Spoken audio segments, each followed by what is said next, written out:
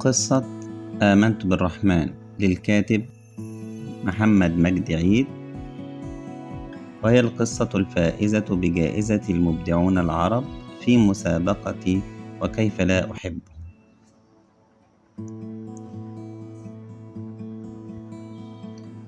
كنت دائما ما أسمع عن جدل الناس: أين الله؟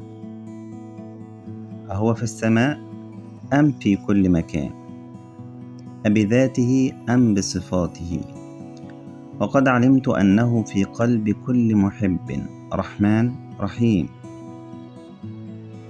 وما برهن على ذلك أني هبطت يوما أرضا عربية غريبا ليس لي سوى بعض المعارف، وتثاقلت عليهم لقلة حيلتي وجهلي بهذا البلد، فنزلت على زميل ضيفا، وبعد أيام رجعت فلم أجده بمكانه. اتصلت عليه لكن لم يجبني، وهنا صدمت: أين هو؟ ولماذا لا يجيبني؟ همت على وجهي بين الطرقات غريبا جاهلا لا أعرف ماذا سأفعل، أين سأنام؟ أريد سكنا، قطعا لن يتركني ربي، ولكن ليس معي مال ولا أعرف أحدا.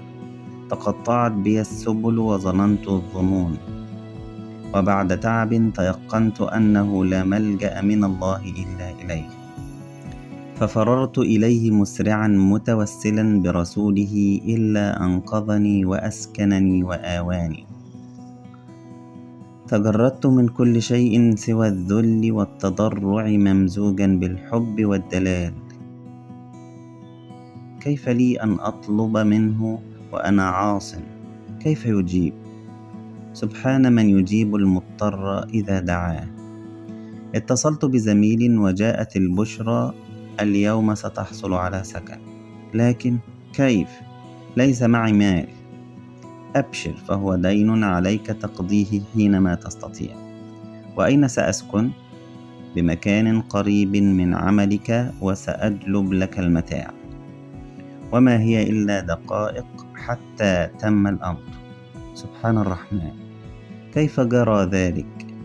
من غريب شريد إلى مستأجر يملك متاعه. حينها رأيت ربي وعرفت رسولي، ومرت الأيام تلو الأخرى وسد الله ديني، ولكن طمع الإنسان غريزي، وكيف لا وقد عرفت الطريق. ادع دعاء المضطر يستجاب لك. أردت أن أحصل على عمل إضافي حتى أقدر على جمع بعض المال، فسلكت كل سبيل وطرقت كل باب، ولكن لم يشأ الله إلا من بابه.